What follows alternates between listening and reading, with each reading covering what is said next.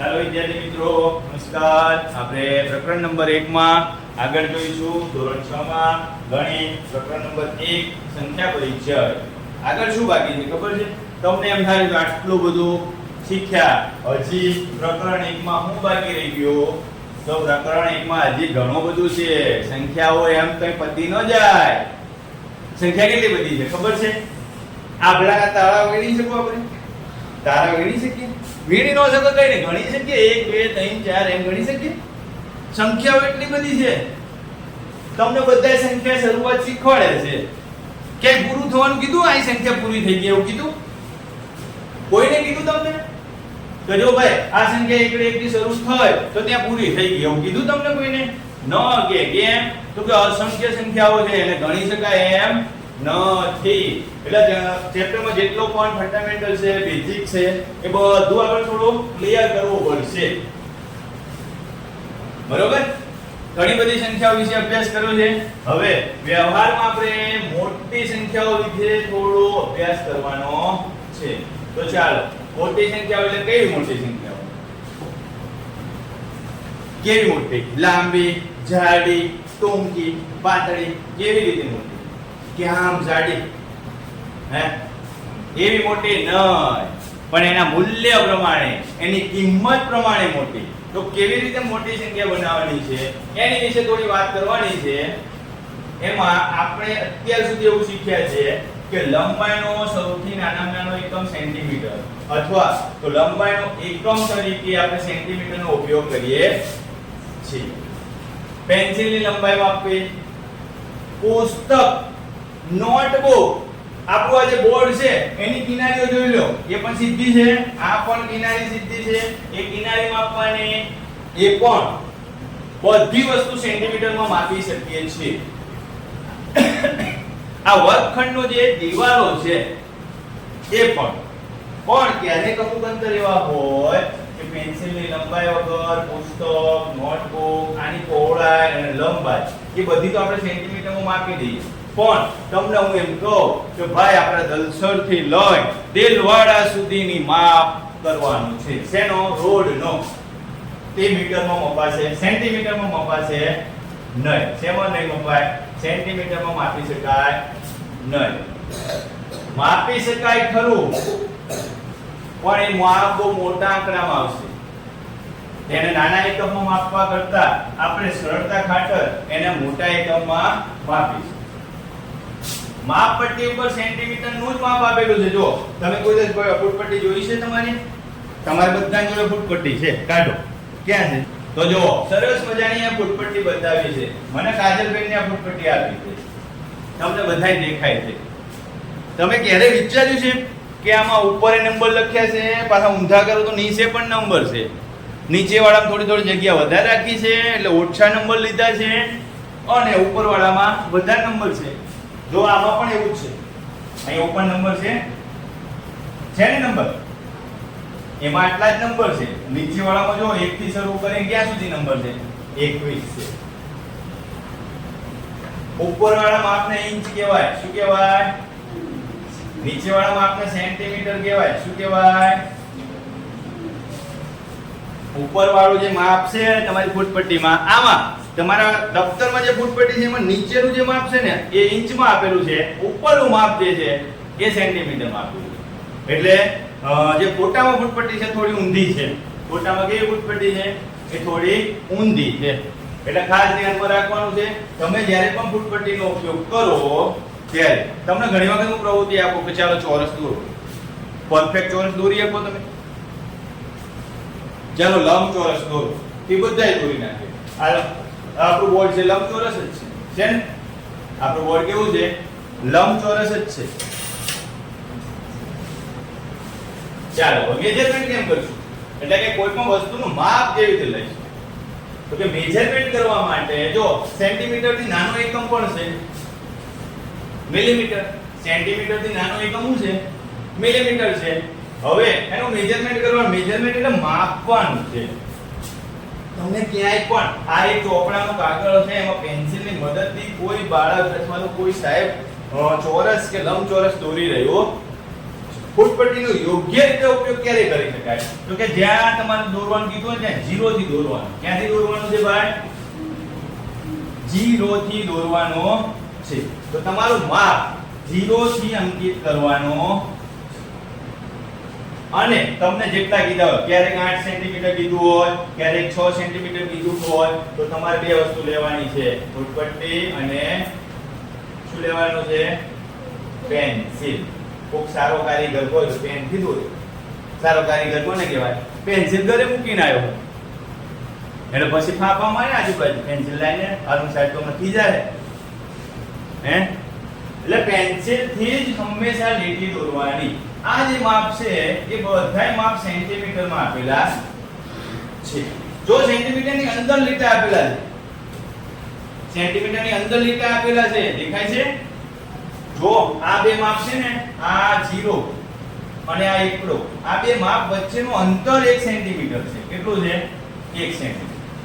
પણ એની વચ્ચે લીટી આપેલી છે પાતળી પાતળી. આ દેખાય તમને બધી લીટીઓ? આ પાતળી પાતળી ગણી નાખશો તો 10 થાય. એ કેટલા મિલીમીટર કહેવાય? 10 મિલીમીટર. કેટલા મિલીમીટર કહેવાય? 10. પણ કોનું માપ કહેવાય? તો કે આ એક લીટી વચ્ચેનું માપ. કોનું માપ કહેવાય?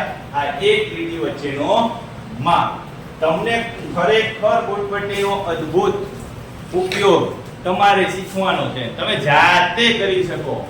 હું તમને પરાણે, હું તમને ખીજાઈ આનો ઉપયોગ શીખવાડી ન શકું, પણ જ્યારે જરૂરિયાત થાય ત્યારે તમે આનાથી ચોરસ, લંબચોરસ, એના સિવાય ઘણી બધી આકૃતિઓ દોરી શકો.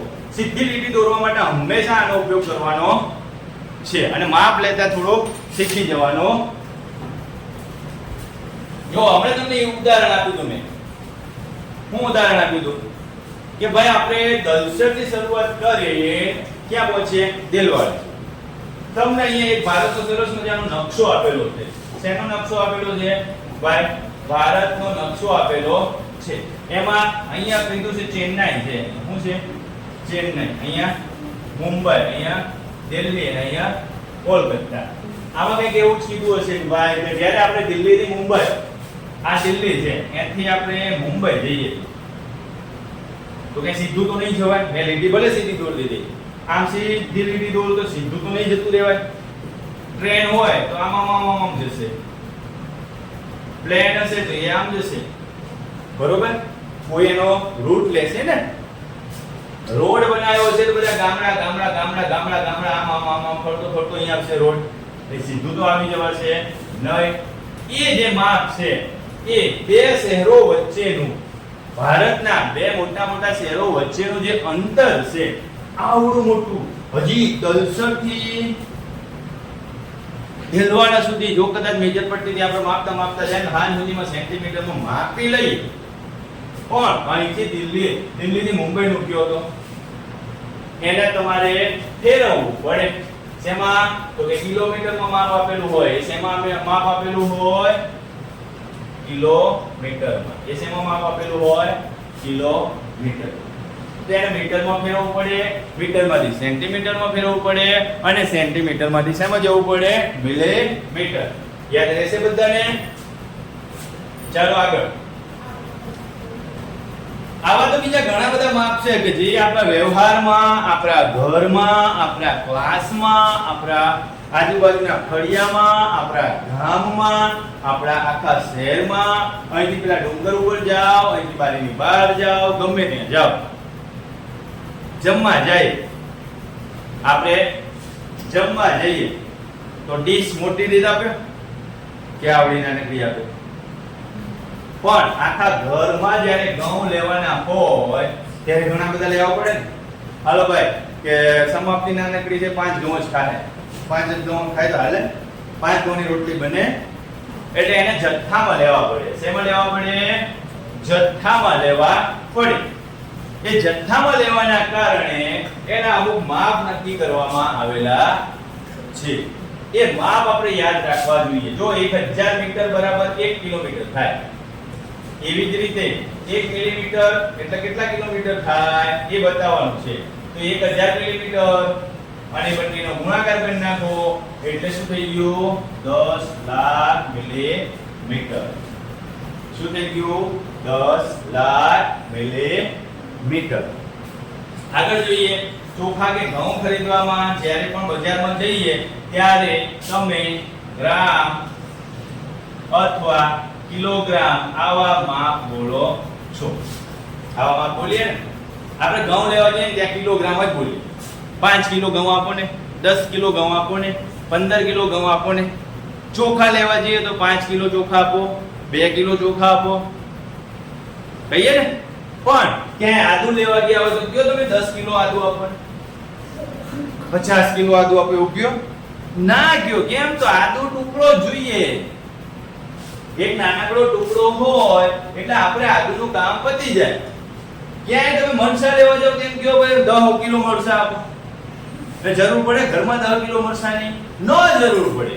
એટલે શું કરવું પડે કે ભાઈ 10 ગ્રામ, 50 ગ્રામ, 100 ગ્રામ, 200 ગ્રામ, એક મરચું આપ, 2 મરચા, 5 મરચા, એક નાનો ટુકડો મૂકી દે ને આદુનો. કહીએ ને આપણે શાકભાજી લેવા જઈએ, એ ભાઈ થોડો નાનો ટુકડો મૂકી દે ને આદુનો. ક્યાં? તો એટલા આદુની જરૂર પડે. એમ કહીએ મૂકી દે ને આટલું આદુ, બધું બધા આદાની જરૂર પડે નહીં. એટલે જેટલી જરૂરિયાત હોય તો નાનો ભાગ છે એને આપણે નાના એકમ તરીકે દર્શાવવાનો, મોટો જે ભાગ છે એને આપણે મોટા એકમ તરીકે દર્શાવવાનો. જોજો અહીંયા હું એક સંખ્યા લખું છું 10 ગ્રામ, અને એ બીજી સંખ્યા લખું 10, બીજી સંખ્યા હું લખી 10 કિલોગ્રામ. કઈ મોટી સંખ્યા છે? કઈ સંખ્યા મોટી છે? હા, પ્રિયંકા એકલીને આવડે છે. આમ જોવે કાયદર કે પ્રિયંકા શું આવે તો 10 કિલોગ્રામ. કેમ? તો બંને સંખ્યા તો હરખી જ છે 10 10. પણ આ આદુનું માપ છે ગ્રામ અને આ ઘઉંનું માપ છે કિલોગ્રામ. સમજાય છે? જો એ સમજાશે તો તમે ઘરે જઈને તમે યોગ્ય રીતે આપણે માપ કરી શકીશું. ખાંડ લેવા જઈએ તો કિલો 2 કિલોમાં જરૂર પડે. તેલ લેવા જઈએ તો લીટર 2 લીટર 5 લીટરમાં જરૂર પડે. બરોબર? સમજાય છે? તો આગળ પાણી, એક ડોલ વાપરજે પાણી કહીએ છે ને. એક ડોલનો વ્યવહારિક માપ 20 લીટર જ હોય ભાઈ. એક ડોલનું વ્યવહારિક માપ કેટલું હોય? 20 લીટર જ હોય. તમારી જે ઘરે ડોલ હોય ને સામાન્ય, આવી રીતે પકડવાની આ ડોલ છે, બરોબર? આમાં પાણી હોય. કેટલા લીટર પાણીમાં? 20 લીટર. કેટલા લીટર પાણીમાં? 20 લીટર. બરોબર? હવે એનો નાનામાં નાનો એકમ શું છે? મિલીલીટર. ઓઇલ એક બોટલમાં ઓઇલની માપ છે, સફાઈનું પ્રવાહીનું માપ છે, ઠંડા પીણાનું લેબલ, આ બધા લેબલ પર તમે જોશો ને તો કે પ્રવાહીનું માપ મિલીલીટરમાં આપેલું હશે. શેમાં આપેલું હશે? મિલીલીટર. મિલીલીટર એટલે 1 લીટર બરાબર 1000 મિલીલીટર થાય. મિલીલીટર એટલે નાનામાં નાનું એકમ છે લીટરનો. તો તમે વિચારી લો 1000 મિલીલીટર બરાબર કેટલા લીટર થાય? 1 લીટર. 1000 મિલીલીટર બરાબર કેટલા લીટર થાય? 1. આગળ જોઈએ તો કે આવા તમામ એકમો કિલોગ્રામ, મિલીલીટર, સેન્ટીમીટર, આવા કેટલાક શબ્દોનો ઉપયોગ આપણે કરીએ છીએ. તો એ ઉપયોગ કરવા માટે તમારે ઘણું બધું યાદ પણ રાખવું પડે. શું કરવું પડે? ઘણું બધું યાદ પણ રાખવું પડે. અને ગણિતમાં મોટાભાગની વસ્તુઓ વ્યવહારમાં ઉપયોગ કરતા જાઓ, ધીરે ધીરે એનો ઉપયોગ વધારતા જાઓ એટલે તમને યાદ રહેશે. પણ આપણે એવું કરતા નથી એટલે આપણે ભૂલી જઈએ છીએ. અહીંયા તમને આખું બધું બતાવી દીધું, બધું સમજાવી દેવામાં આવે, બધું તમને બતાવવામાં આવે અને પછી ઘરે જઈને તમને કરવાનું કહેવામાં આવે તો તમે ગણિતની ચોપડી ન કાઢો એટલે શું થાય? ભૂલી જવાય. તો ભૂલી જવાય ન એટલા માટે જ આપણે બધું કામ વિડીયોમાં લઈએ છીએ. શેમાં લઈએ છીએ? વિડીયોમાં. અને આ જ વિડીયો તમને મહાવરામાં બતાવવામાં આવશે. જો 1 કિલોગ્રામ એટલે 1000 ગણું બતાવે છે. 1 કિલોગ્રામ એટલે શું બતાવે છે? 1000 ગણું મોટું બતાવે છે. પણ મિલીગ્રામ શું બતાવે છે? કે 1000 ગણું નાનું બતાવે છે. એ શું બતાવે છે? મિલી શું બતાવે છે? 1000 ગણું નાનું. અને કિલો શું બતાવે છે? 1000 ગણું મોટું. જો 1 કિલો એટલે 1000 ગ્રામ થાય. 1 ગ્રામ એટલે 1000 મિલીગ્રામ થાય. આનો મતલબ શું થયો? આ મોટું છે, આ એનાથી નાનું. આ મોટું છે, આ એનાથી નાનું. બરોબર? આગળ જોઈએ. પ્રયત્ન કરો માં. ચલો, પ્રયત્ન તમારે જાતે કરવાનું છે. પ્રયત્ન કરો માં દાખલા ગણાવી દેવામાં આવે છે. જો પ્રયત્ન કરો કેટલા સેન્ટીમીટર 1 કિલોમીટર બતાવે છે. પહેલા તો ખબર હોવી જોઈએ ને 1 કિલોમીટર બરાબર કેટલા મીટર થાય? 1000 મીટર થાય ભાઈ. આપણે શું જોઈએ છે? સેન્ટીમીટર જોઈએ. હવે એ પણ ખબર હોવી જોઈએ 1 મીટર બરાબર 100 સેન્ટીમીટર થાય.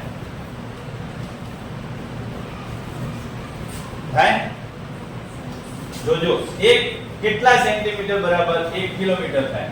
આ બંનેનો ગુણાકાર કરવો પડે. આ બંનેનો શું કરવો પડે? ગુણાકાર. ચલો આ બંનેનો ગુણાકાર કરી નાખો તો કેટલા મીંડા આવશે પાછળ? ઉપરના 3 મીંડા, નીચેના 2 મીંડા. તો કેટલા થાય? એકમ, દશક, 100, 1000, 10000 અને લાખ. કેટલા સેન્ટીમીટર બતાવે? 1 લાખ સેન્ટીમીટર બતાવે. તો નાના એકમમાંથી મોટા એકમમાં ફેરવવાની પ્રક્રિયા એટલે ગુણાકાર કરવાનો. શું કરવાનો? ગુણાકાર કરવાનો. મોટા એકમમાંથી નાના એકમમાં ફેરવવા માટે ભાગાકાર કરવાનો. શું કરવાનો? તો બંને વસ્તુ વચ્ચે ગુણાકાર કરવો પડશે અને ભાગાકાર કરવો પડશે. શું કરવું પડશે? ગુણાકાર અને ભાગાકાર કરવો પડશે. તમારે આ વસ્તુ ખાસ ધ્યાન રાખવાની. શેમાં? આ વસ્તુ આપેલી હોય આ અને આ બાજુ જવાનું હોય તો ભાગાકાર. પણ અહીં તો મોટું નાનું આપેલું છે, મોટા બાજુ જવાનું છે એટલે ગુણાકાર. શું થશે? એટલે ગુણાકાર. ચાલો હવે આ કયો મને? ભારતના 5 મોટા શહેરોના નામ આપો. ભારતના 5 મોટા શહેરોના નામ આપો. તો અહીં મેં તમને બતાવ્યું ને 4 શહેરોના નામ તો અહીં છે. આ 1, આ 2, આ 3, 4. ગમે તે એક લઈ લો વચ્ચેથી. આ મહારાષ્ટ્ર લઈ લો. હું લઈ લેવાનું વચ્ચેવાળો મહારાષ્ટ્ર અથવા એની બાજુમાં મધ્યપ્રદેશ. 5 મોટા શહેરોના નામ લખવાના કીધું. બરોબર? ચાલો કયા કયા શહેરોના નામ લખીશું? ભારતના કીધું છે એટલે લખીશું. બરોબર? દિલ્હી, કલકત્તા, પછી આમ લખાય ચેન્નઈ,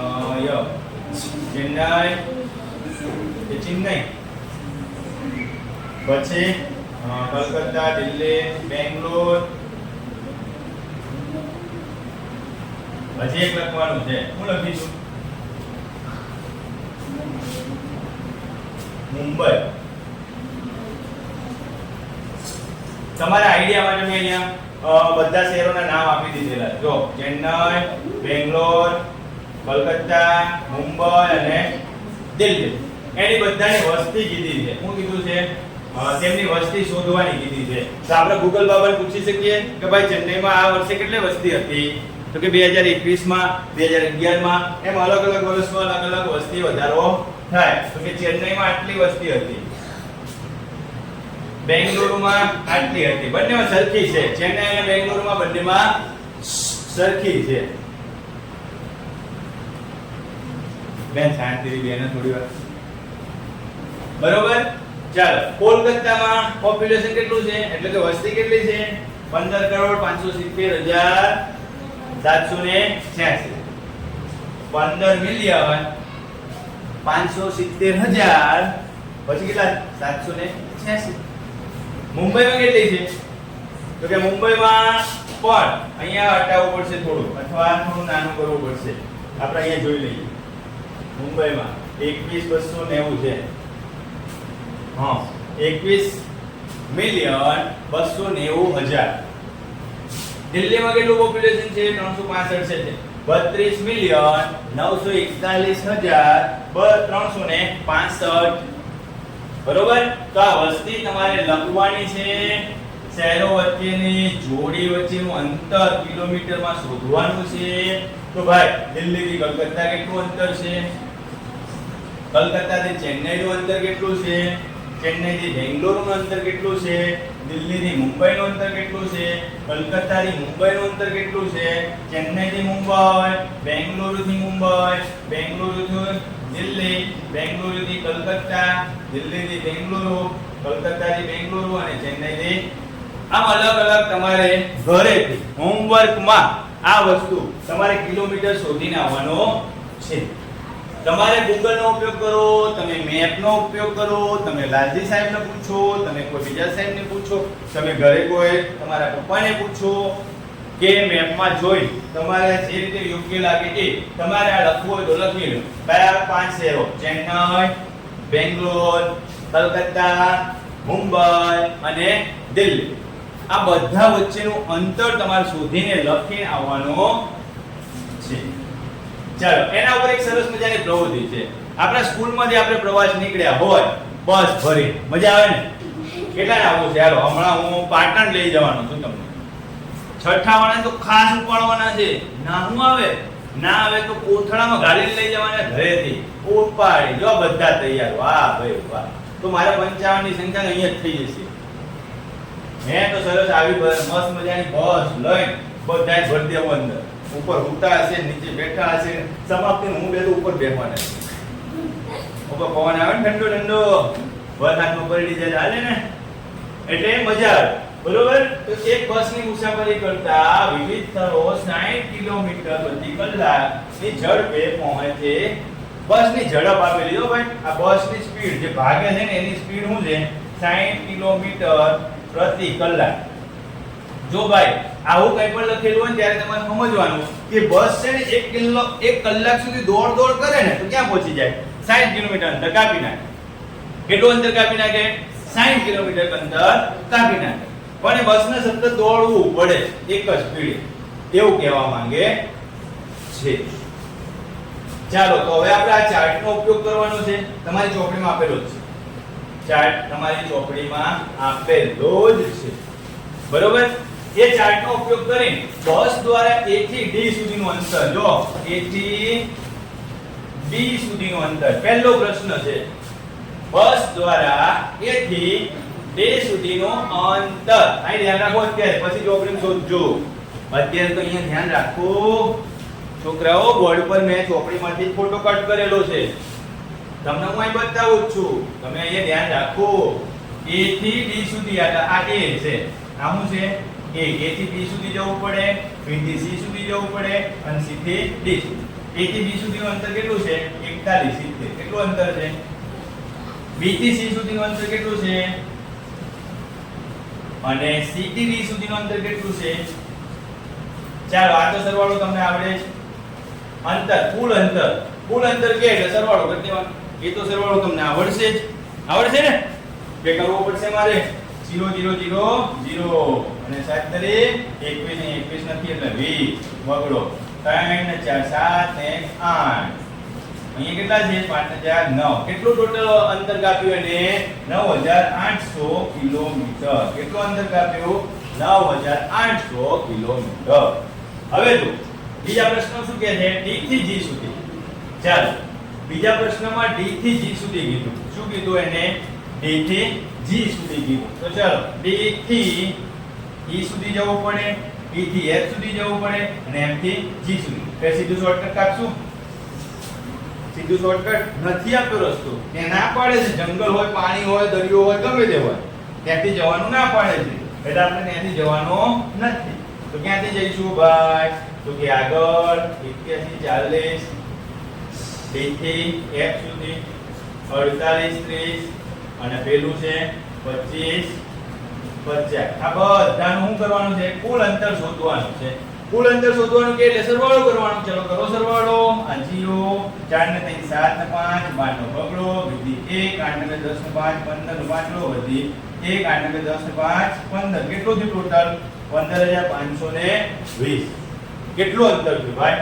અહીંથી ફરીને આમ આવ્યો 15820. કેટલું અંતર? 15520 છે. અહીંથી સીધું આવે તો અહીંથી પ્લેન લઈ લે તો ટૂંકું થાય હો. પણ એવું કરવાનું ના પાડી છે. એવું કરવાની શું કીધું છે? ના પાડી જે મુસાફર A થી શરૂ થાય અને A પર પહોંચે તો કપાયેલ કુલ અંતર કેટલું થાય? ટોટલ અંતર શોધવાનું કીધું છે. જો આનો ઉપયોગ કરીએ તો A થી D સુધીનું માપ આટલું છે. A થી D સુધીનું માપ કેટલું છે?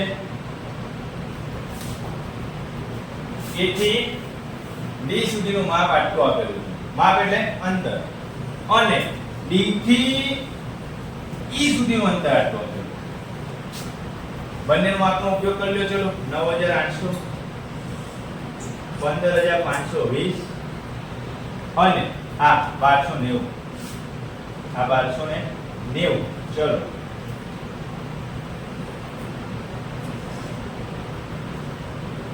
કેટલું થાય ટોટલ? 26610. કેટલું થાય છે? 26610. આખું ભારત પરિવહન ગોળ બસ લે. કેવી બસ લઈને ગયા આપણે બસમાં? પાછળ પૂગતા પડી ગયા. હવે જો એમ ન આવડે તો તમારે કાંઈ ચિંતા કરવાની જરૂર નથી. ચલો આપણે ફરીથી શું કરવાનું ભાઈ? કઈ ચિંતા કરવાની જરૂર નથી. તમે બધા સરસ મજાના હોશિયાર વિદ્યાર્થીઓ છો. A થી D વચ્ચેનું અંતર કેટલું છે? 4170. B થી C વચ્ચે 3470. અલ્યા 70 નથી, 10 છે. કેટલા છે? 10. 2160. D થી 8140. અહીંયાથી 4830. પછી 2550. પછી 2550. પછી 12 90. આ બધાનો સરવાળો કરી નાખો. ચલો આ તમારા હોમવર્કમાં લખવો જ લખી લો ફટાફટ. હાલો આ તમારા હોમવર્કમાં તમે ચોપડીમાં ટીક કરી લ્યો તોય તમને ખબર પડશે. એનો મેં તમને મોટો સરવાળો આપ્યો છે.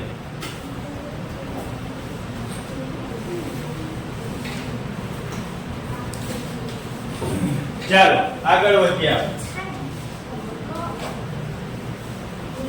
ચોપડીમાં આપેલું છે, ટીક કરી લો ચોપડીમાં. ચાલો એક વેપારીની દુકાને જઈએ છીએ આપણે. કોઈ પણ વસ્તુ લેવા જઈએ, શાકભાજી હોય કે એની જોડે જે પણ વસ્તુઓ હોય બધી વસ્તુ લેવા જઈએ, પણ તમને એક કોષ્ટકમાં બિલ આપી દીધેલું છે. તમને એક સરસ મજાના આખું કોષ્ટક આપેલું છે, એમાં તમને બિલ આપી દીધું છે.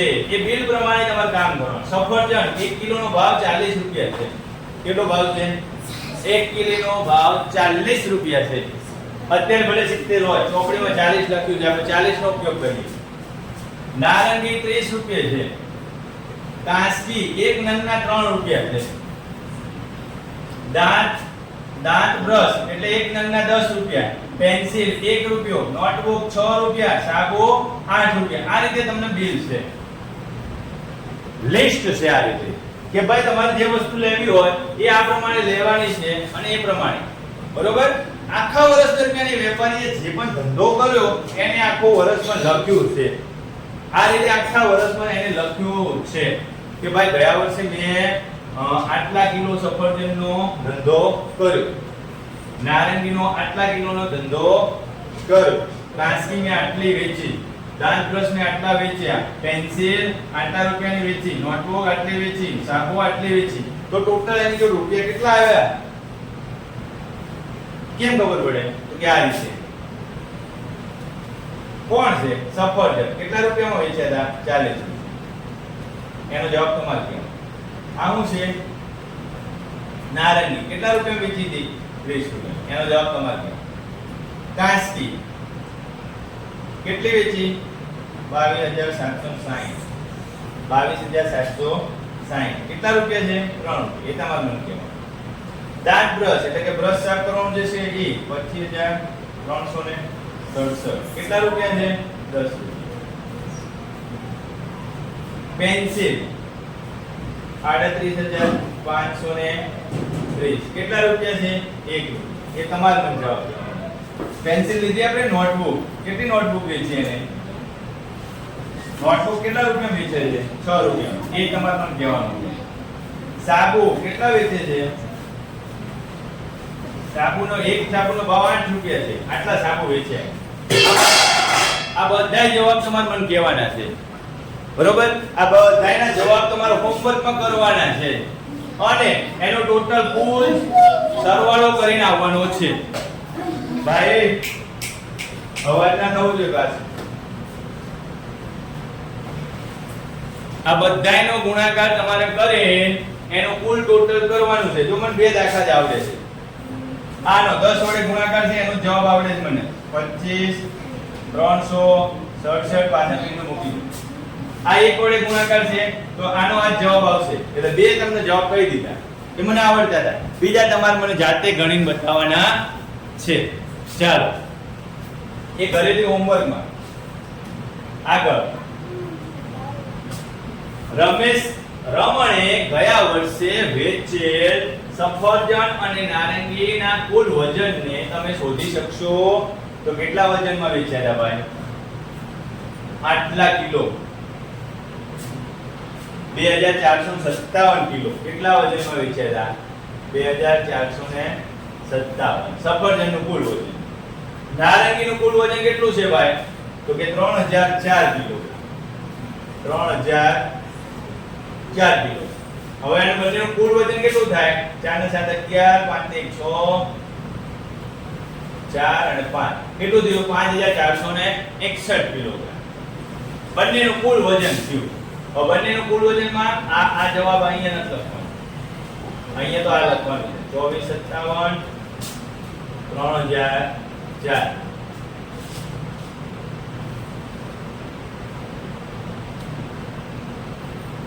5461 કિલોગ્રામ. કેટલું વજન થયું? 5461 કિલોગ્રામ. અહીં કિલો આવી ગયું છે.